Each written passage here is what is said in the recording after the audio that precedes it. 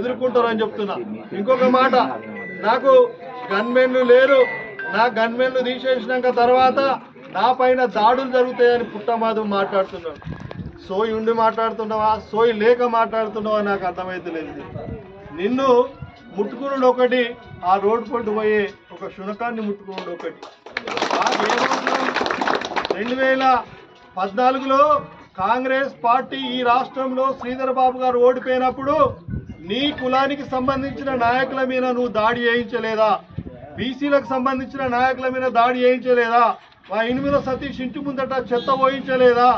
మా కాంగ్రెస్ పార్టీ నాయకులకు సంబంధించిన వారిని అనేక విధాలుగా తీవ్రమైన ఇబ్బందులకు గురి చేయలేదా?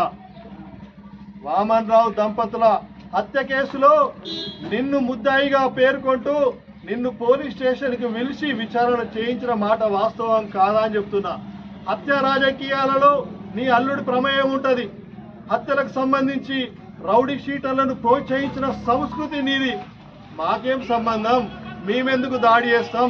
మేము ఒకటే చెప్తున్నాం, నువ్వు చేసిన అవినీతి అక్రమాలకు సంబంధించి బాబాసాహెబ్ రచించిన రాజ్యాంగాన్ని మీ పూర్తి స్థాయిలో వినియోగించి నీ వెన్నులో వణుకు ముట్టించే విధంగా ఇంకొకసారి తప్పు చేయకూడదు అనే విధంగా ప్రభుత్వం ప్రత్యేకమైన చొరవ తీసుకొని న్యాయస్థానంలో నిన్ను నిల్చుండబెట్టి నీకు శిక్ష పడే విధంగా కాంగ్రెస్ పార్టీ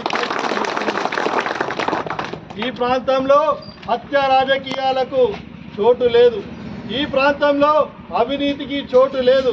ఈ ప్రాంతంలో కుట్రలు కుతంత్రాలకు చోటు లేదు. ఈ ప్రాంతానికి కావాల్సింది కల్ముషం లేని మనసు ఉన్న నాయకులు కావాలి. ఈ ప్రాంతంలో పేదవాడు చిరునవ్వుగా ఉండాలి. ఈ ప్రాంతంలో ఉన్న విద్యార్థులు ఉన్నత చదువులు చదువుకోవాలి. ఈ ప్రాంతంలో ఉన్న ప్రతి గృహిణి ఆనందంగా నవ్వుకుంటూ